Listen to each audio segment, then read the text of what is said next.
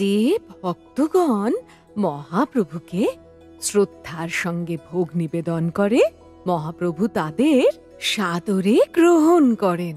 উনি কখনোই উঁচু নিচু, বড় ছোট, ধনী গরিবের মধ্যে পার্থক্য করেন না। তিনি কেবল ভক্তের ভক্তি আর ভাবনাকে দেখেন। সেই ভাবনা থেকে আমাদের মহাপ্রভু দাপর যুগে কৃষ্ণ অবতারে বিদুরের ঘরে শাক ভাজা খেয়েছিলেন, আর ত্রেতা যুগে রাম অবতারে পায়েস খেয়েছিলেন। আমাদের মহাপ্রভু যুগে যুগে ভক্তের ভক্তিতে বাঁধা। ভক্তি করে যা দেবে প্রভু তাই আনন্দ করে গ্রহণ করবেন। বুঝেছো? হ্যাঁ মা, বুঝেছি। এবার ঘুমিয়ে পড়ো, অনেক রাত হয়ে গেছে। জয় জগন্নাথ। জয় জগন্নাথ। কাল সকালে আমি জগার জন্য একটা গাছ লাগাবো। সেই গাছে প্রথম যে ফলটা হবে সেটা আমি জগাকে দেব।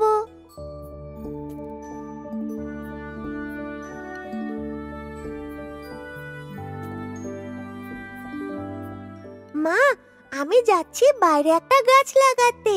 তোমার হঠাৎ গাছ লাগানোর ইচ্ছে হলো যে বড়? মা, তুমি কালকে রাতে বললে না, আমরা যদি মহাপ্রভুকে ভক্তি ভরে কিছু অর্পণ করি, মহাপ্রভু সানন্দে সেটা গ্রহণ করেন। আমি নিজের হাতে একটা গাছ লাগাবো। সেই গাছে প্রথম যে ফলটা হবে সেটা ওনাকে দেব। আচ্ছা যা। জগাকে এ বিষয়ে এখন কিচ্ছু বলবো না।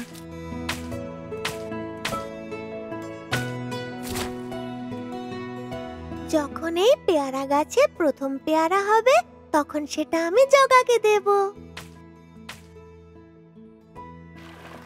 ভাই, দেখেছো তো বলরাম তোমার জন্য কি সুন্দর একটা গাছ লাগাচ্ছে। হ্যাঁ সুভদ্রা, বলরামের মতো সখা পেয়ে সত্যি আমি ভীষণ খুশি।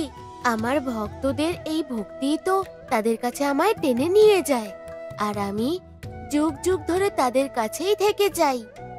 এই কথাটা তো আমি জানতাম জগা, কিন্তু ওই গাছে যখন প্রথম ফল হবে সেটা আমাদেরকেও দিও কিন্তু। কি তুমি কি বলো সুভদ্রা? হ্যাঁ বলো দাদা, তুমি ঠিক বলছো। ঠিক আছে ঠিক আছে, তোমরাও খাবে। আর আমি কি সেই অমৃত থেকে বঞ্চিত থাকবো প্রভু?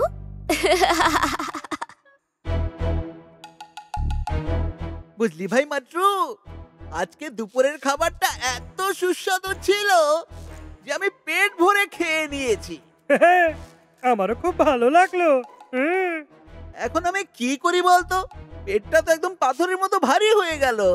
হ্যাঁ, কাজ বাজ তো কিছু করিস না, খাবার হজম হবে কি করে?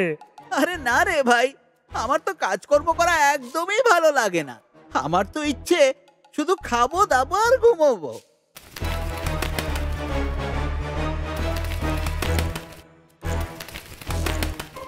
আরে ভাই গাটরু, দেখ একবার, একটা সোনা চড়ুই ওই ডালে বসে ওড়া শিখছে। দেখ দেখ। হ্যাঁ, আরে ঠিক বলেছিস তো। চল গিয়ে ওটাকে ধরি। এমন সোনা চড়ুই পাওয়া আজকাল খুবই দুর্লভ। এই সোনা চড়ুইটাকে ধরে যদি আমরা বিক্রি করতে পারি তাহলে আমরা দুজনে অনেক স্বর্ণ মুদ্রা পাবো। হ্যাঁ হ্যাঁ, চল চল, তাড়াতাড়ি চল।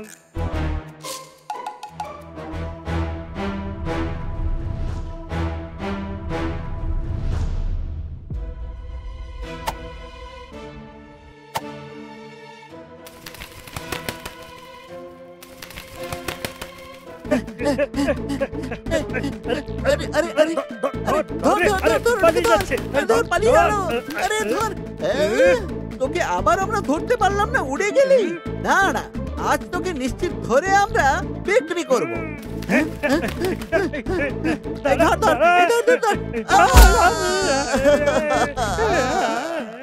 আরে তুই কি চোখে দেখতে পাস না নাকি?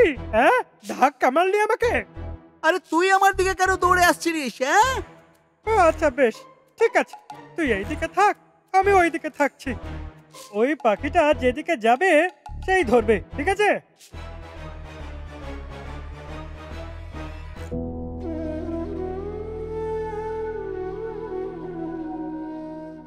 যখনই কোনো বিপদে পড়বে মহাপ্রভুকে মন থেকে স্মরণ করে সব বলে দেবে, দেখবে সব বিপদ দূর হয়ে যাবে। রক্ষা করো মহাপ্রভু, রক্ষা করো।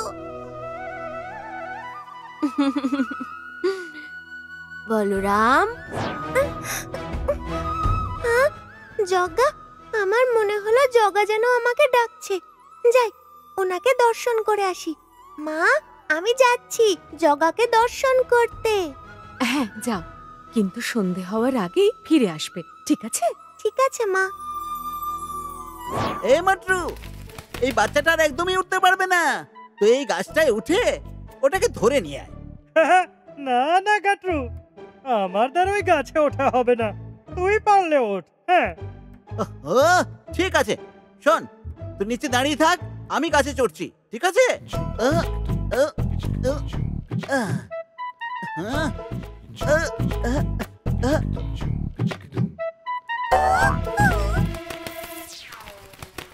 আরে গাট্টু, ওই পাখিটা তো উড়ে চলে গেল। আরে হ্যাঁ রে, তুই ওর পেছনে দৌড়ো।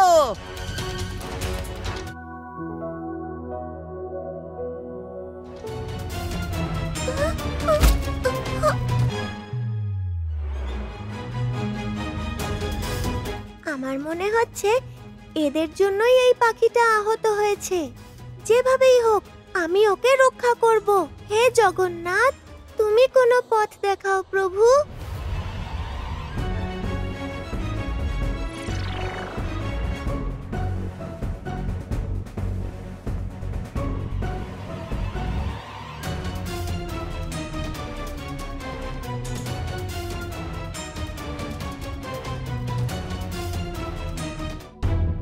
এই যে বলরাম, কোথায় যাচ্ছ?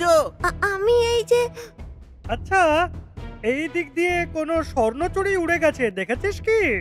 হ্যাঁ,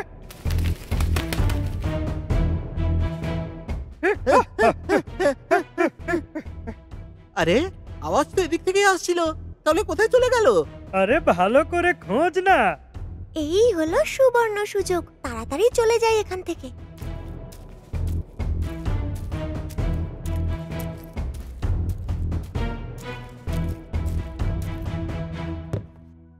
জগা, আমি আমার বুদ্ধি প্রয়োগ করে এই পাখিটাকে রক্ষা করে নিয়ে এসেছি। এবার তুমি ওর পা ঠিক করে দাও। ওকে ওর মায়ের কাছে কি করে রেখে আসতাম? আজকে যদি ওকে ওর মায়ের কাছে রেখে আসতাম, তাহলে ও কি করে বাঁচতো বলো তো? তুমি বাঁচিয়েছো? হ্যাঁ হ্যাঁ, আমি। আমার জন্যই তো এই পাখিটা গাট্টুমাট্টুর হাত থেকে রক্ষা পেল। আচ্ছা, এই ব্যাপার। তুমি সেই বাচ্চাকে বাঁচিয়েছো? তাহলে সেই বাচ্চা কোথায়? দেখাও তো আমায়। এই তো, এই যে এখানে। জগা, জগা, ওই পাখিটা কোথায় গেল? আমি তো ওকে এখানেই রেখেছিলাম, তাহলে ও কোথায় গেল? বলরাম, তুমি আমার সঙ্গে মজা করছো না তো আবার? না জগা, আমি সত্যি বলছি। আমি তো ওই পাখিটাকে গাট্টুমাট্টুর হাত থেকে বাঁচিয়ে আনলাম। বুঝতে পারছি না এখন কোথায় গেল। আমার মনে হয় এই সবই তোমার ভ্রম, যে তুমি তার জীবন বাঁচিয়েছো। না, এটা ভ্রম নয়।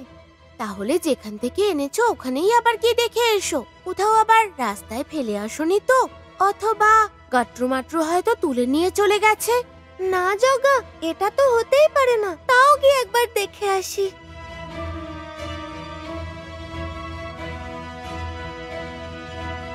আরে কোথায়, কোন দিকে গেল? হ্যাঁ, আর তাকে পাবো না। চল যাওয়া যাক এবার। হ্যাঁ চল ভাই। তার মানে এরাও ওই পাখিটা কোথায় আছে জানে না। যদি পাখিটা ওদের কাছে না থাকে তাহলে গেল কোথায়? কিন্তু আমার তো মনে আছে, আমি ওকে ওই হাড়িতে করেই নিয়ে গিয়েছিলাম।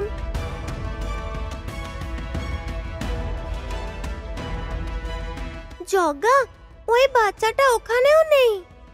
আচ্ছা, ঠিক করে মনে করো বলরাম, তুমি সেই বাচ্চাকে বাঁচিয়েছিলে তো? হে জগা, তুমি আমাকে বুদ্ধি দাও। আমি আজকে এই বাচ্চা পাখিটার প্রাণ বাঁচিয়েছি। আমি আমার বুদ্ধির জোরে এই বাচ্চা পাখিটাকে লুকিয়ে নিয়ে এসেছি। হ্যাঁ, আমি। আমার জন্যই তো এই বাচ্চা পাখিটা বেঁচে আছে। আমি।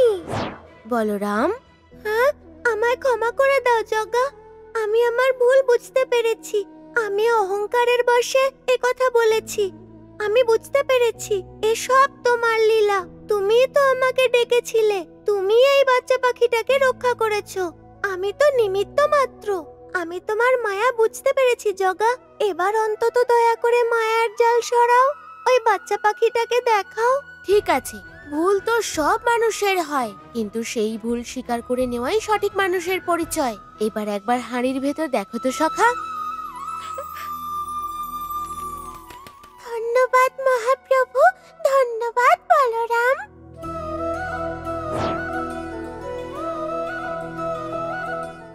আরে এ আবার কি?